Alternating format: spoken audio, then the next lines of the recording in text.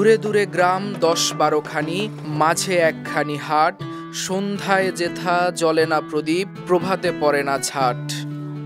কংক্রিটের শহর ঢাকায় হাট বসে, এটি শুনলেই অনেকে যেমন চমকে ওঠে, তেমনি হাট শব্দটি কানে এলে কল্পনার চোখে ভেসে ওঠে গ্রাম বাংলার দৃশ্যপট। নদীর তীরে কিংবা বিশাল বটগাছের নিচে, যেখানে সপ্তাহের নির্দিষ্ট একদিনে জমে ওঠে পণ্যের সমাহার। রাজধানীর বনশ্রী ও আফতাবনগরের নড়াই নদীর ধারে প্রতি বুধবার বসে এমনই এক হাট, যার বয়স ১ শতাব্দীরও বেশি। নাম মেরাদিয়া হাট।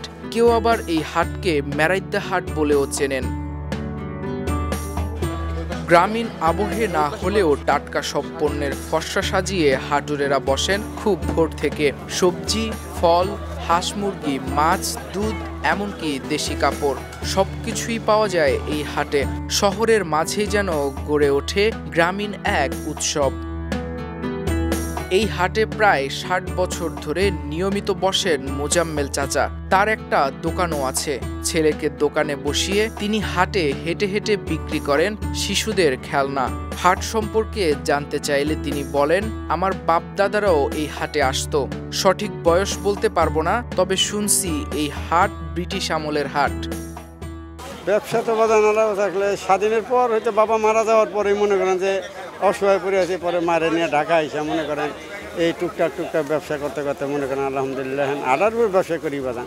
এর মানে মেলায় দোকানদারি করতাম, মনে করেন যে কোনো ডিস্ট্রিক্ট মেলা করতাম আর কি, মনে করেন হ্যাঁ যে কোনো মেলা হইতো ওখানে যাইতাম, ওখানে যাই মনে করেন আলহামদুলিল্লাহ সবই পাওয়া যায়। হাট বলতে মনে করেন দেখা যায় যে সুই হইতে সুতা পর্যন্ত এটা বাস্তবেই পাওয়া যায় বাজান। সপ্তাহের এই দিনটিতে গ্রাম বাংলার মানুষের সাথে শহরের মানুষের তৈরি হয় এক সেতুবন্ধন। বিক্রেতারা জানান রামপুরা, বনশ্রী, আফতাবনগর, বাড্ডা, খিলগাঁও, সাতারকুল, নাসিরাবাদ থেকে আসেন ক্রেতারা। বিক্রেতারা আসেন ফকিরখালী, ডেমরা, বাড্ডা, রূপগঞ্জ, নারায়ণগঞ্জ থেকে। ১৯৯৬ সাল থেকে এখানে মশলা বিক্রি করছেন এই বিক্রেতা। তিনি বলেন, বেচা বিক্রি এখন তেমন একটা নেই, আগের মতো ভিড় আর হয় না, কিন্তু যারা একবার আসে তারা এখান থেকেই বারবার কেনে। আগে কাঁচা ছিল, খরচ জমাইছে, এখন লোকজন আয় না, বেচা কিনি নাই। ভোর থেকেই হাক ডাক, হাসি, দরদাম আর জীবনের গল্পে মুখর হয়ে ওঠে মেরাদিয়া। বিক্রি ভালো হওয়ায় হাটের পরিসরও বেড়েছে।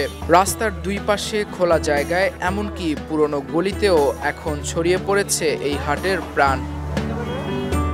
কেউ শাকসবজি, কেউ ফল, কেউ হাঁস মুরগি, কেউ দুধ। যেখানে জায়গা পান সেখানেই বসে পড়েন। পুরনো খবরের কাগজ পেতে বা ট্রিপল টানিয়ে বিক্রি চলে সকাল থেকে সন্ধ্যা পর্যন্ত। একটা শহরের বুকে এমন প্রাণচঞ্চল হাট যেন ইতিহাসের সঙ্গে আজকের দিনের মিলন মেলা।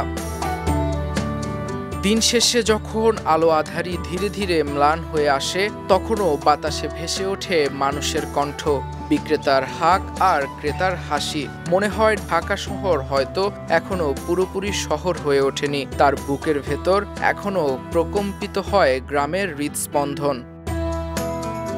সময়ের অনেক কিছু বদলেছে, কিন্তু মেরাদিয়া হাট যেন শহরের বুকে এক টুকরো গ্রাম। ইতিহাস যেখানে বসে ফর্সা সাজিয়ে, আর মানুষ এখনো কিনে নেয় সেই স্মৃতির গল্প। নাইমুল ইসলাম, বিপ্লবী বার্তা।